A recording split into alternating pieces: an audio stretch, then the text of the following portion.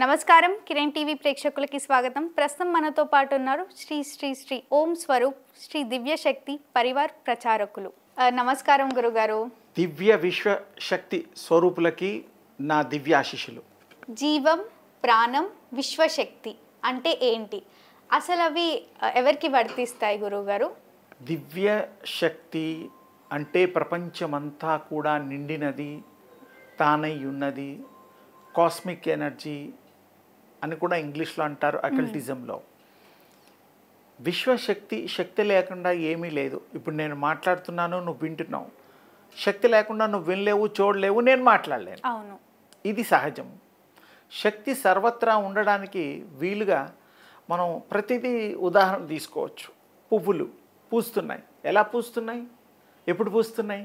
తెల్లవారుజామున ఎప్పుడో పూస్తాయి. సూర్యోదయ కిరణాలు పడిన తర్వాత పూస్తాయి. మొగ్గగా ఉంటుంది. చెట్టు విత్తనంలో ఉంటుంది. ఆ విత్తనంలో చెట్టు దాగి ఉన్నట్టు ఎవరికన్నా గుర్తిస్తామా? తెలుసు కాబట్టి గుర్తిస్తాం. ఒకప్పుడు ఈ బ్రహ్మాండము, ఈ సృష్టి కూడా ఆ యొక్క విత్తనము పోలికలోగా సమస్త సృష్టి దాగి ఉన్నదన్నమాట విత్తనంలో. అలాగే దానికి ఈ యొక్క వృక్షాలకి పోల్చడానికి వీలు కలిగింది. వృక్షం ఇంత పెద్ద మర్రి వృక్షం, పెద్ద పెద్ద వృక్షాలు, పువ్వులు పూసేవి, కాయలు కాసేవి అన్నీ కూడాను చిన్న సీడ్లో ఉంటుంది, విత్తనంలో ఉంటుంది. ఇంత పెద్ద చెట్టు ఇంత చిన్న సీడ్లో ఉంటుందంటే ఉంటుంది. ఆ రూపంలో మొదటి రూపం అది. అది మనం పెంపకంలో దాన్ని పాతేసి దాన్ని మరి ఎరువులు అలాంటివి వేసి దాన్ని ఒక లెవెల్లో తీసుకొచ్చిన తర్వాత అది మహావృక్షంగా మెల్లిమెల్లిగా పెరిగి అందరికీ నీడనిస్తుంది, పళ్ళు ఇస్తుంది, పువ్వులు ఇస్తుంది, కాయలు ఇస్తుంది. అవును గురుగారు. సమాజానికి ఎంత హితం చేయాలో అంత చేస్తుంది. చివరికి దాని అవసాన స్థితిలో కర్రలు కూడా మనం పొయ్యిలో వాడుకుంటాం. ఏది వేస్ట్ కాదు. అలాగే విశ్వంలో ప్రతిదీ కూడా మనకి ఉపయోగకరమైనటువంటిది. ఆ ఉపయోగాన్ని మనం గుర్తించి దాన్ని స్పర్శిస్తే దాని యొక్క విశేష సంపద మనకు కలుగుతుంది. అందుకని దివ్య శక్తి అంటే ప్రతి చోట ఆవరించబడి, ఆవహించబడి, వ్యాప్తి చెందబడి ఉన్నదని గ్రహించాలి. దాన్ని మనం కూడా ఇప్పుడు మీరు భగవంతుడు అవతారాలు, అవతారం అంటే అవతరించుట అంటే స్వీకరించుట. అలాగే మనం మానవ అవతారం, మనం ఏం తక్కువ కాదు. ఆయన దేవుడు అవతారం అయితే మనం మానవ అవతారం. అవతారం అంటే ధరించుట, అవతరించుట. 9 అవతారాలు అయిపోయింది. ఇంకో అవతారం వస్తుంది, కల్కి అవతారం, అది వేరే విషయం. ఇది ఇంకా ఫేమస్ అవ్వడానికి మనలాంటి కామన్ మ్యాన్కి అర్థం అవడం కోసం ఆ మధ్య ఇంగ్లీష్ సినిమా అవతార్ అని ఒకటి వచ్చింది.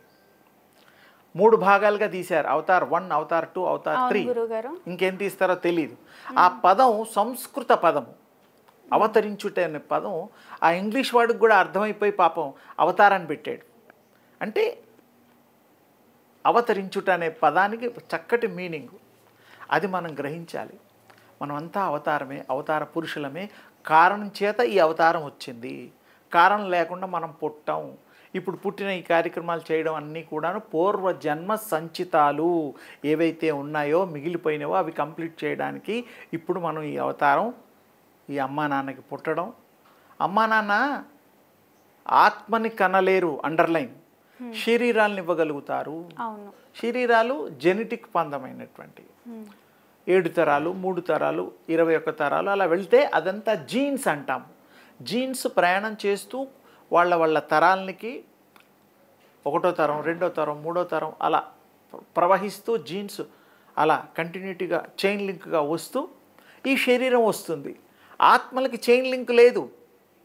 ఆత్మ దానిష్టం. అది రాదలుచుకుంటే వస్తుంది. ఏ తల్లి గర్భంలోనైనా వెళ్ళగలుగుతుంది. అది దానిష్టం. ఖాళీగా ఇంట్లో ఎవరైనా అద్దెకొస్తారు. అవును గురుగారు. లేకపోతే కొంతమంది ఇల్లులు కట్టుకుంటారు. జనరల్గా జరిగేది. ఇక్కడ కూడా ఆత్మలు, ఐడియల్ ఆత్మలోకాలు ఉన్నాయి మీద. చాలామందికి అది తెలియదు. పితృలోకాలని తెలుసు. చనిపోయిన వాళ్ళ లోకాలు తెలిసినప్పుడు బతుకున్న ఆత్మల లోకాలు కూడా ఉండాలి కదా, ఉంటాయి కదా. ఆ మాత్రం మనకు అర్థం చేసుకోవాలి కదా. అది ఐడియల్ ఆత్మల్లో ఈ తల్లిదండ్రులు ప్రేర్ చేస్తూ ఉంటారు. మంచి సంతానం కావాలి, అమ్మాయి లక్ష్మీ అమ్మవారు కావాలి, విష్ణుమూర్తి లాంటి అబ్బాయి కావాలి, నా వంశాన్ని కాపాడాలి, ఇంటి పేరు నిలబెట్టాలి. అప్పుడు అవి వింటాయి. విని జాలిపడి నచ్చితే వచ్చి ఇవి ఆ గర్భాన్ని ప్రవశిస్తాయి. ఆ గర్భం 7 నెలలు కంప్లీట్ అయిన తర్వాత 2-3 రోజుల్లో 4 రోజుల్లో అవి వచ్చి ఎంటర్ అయ్యి బాడీలో ఆ ప్రాణశక్తితో ఆత్మ ఆవరించి అవతరిస్తుంది. తర్వాత అంతా భూపతనం అవన్నీ 9 నెలలు అయిన తర్వాత అవన్నీ అందరికీ తెలుసు. అంటే ఇక్కడ క్లియర్గా ఏంటంటే ఆత్మ ఇష్టం వేరు, ఆత్మ రావడం వేరు, దాని ఇష్టం. మనుషులు కోరి ప్రేయర్ చేస్తే ప్లీజ్ అయ్యి రావచ్చు. ఇప్పుడు ఎవరికన్నా పనులు కావాలనుకో ప్లీజ్ చేసుకొని ఆ పనులు చేసుకుంటాం మానవులు. అలాగే దేవుళ్ళకు కూడా పూజలు కూడా ప్లీజ్ చేయడం కోసమే. మనం అన్నీ సవ్యంగా సత్యంగా ఉన్నామనుకో అప్పుడు ప్లీజ్ చేయాల్సిన అవసరం లేదు. When you are correct, when you are pure, you are the God.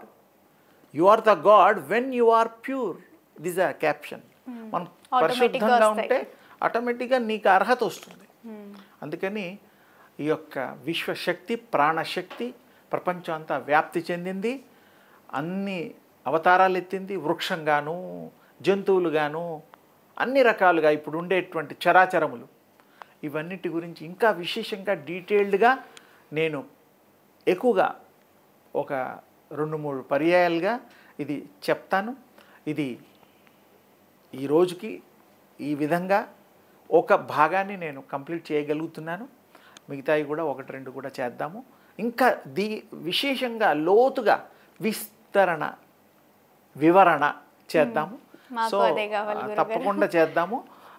మీరు ఈ యొక్క ప్రజలు ఇది వింటున్న వీక్షిస్తున్న కిరణ్ టీవీ, కిరణ్ అంటే కిరణము అని అందరికీ తెలుసు.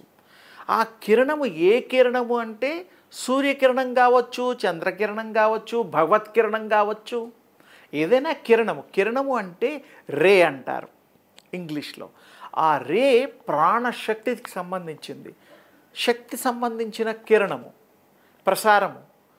అది కిరణం అంటే ఊరికే కిరణం కాదు. సూర్యుడి నుంచి ఇక్కడికి వస్తున్నాయి కిరణాలు, ఈ భూమిని తాకుతున్నాయి. భూమిని పవిత్రతదే కాకుండా ప్రాణం కూడా ప్రసరిస్తుంది. అందుకని సూర్యకిరణాలు చాలా గొప్పవి, సూర్యుడు గొప్పవాళ్ళు.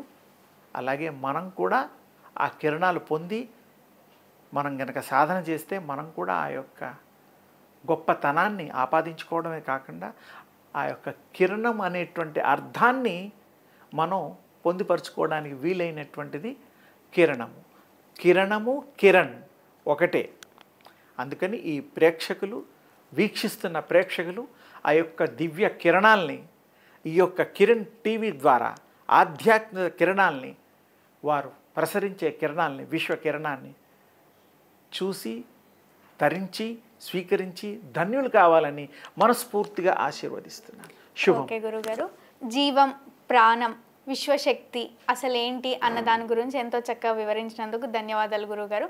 మీ సమయాన్ని మా కోసం కేటాయించినందుకు థ్యాంక్ యూ గురుగారు. అమ్మ శుభమస్తు. చూసారు కదా, మా వీడియో మీకు నచ్చినట్టయితే లైక్ చేయండి, షేర్ చేయండి, మా ఛానల్ని సబ్స్క్రైబ్ చేసుకోండి. Thank you.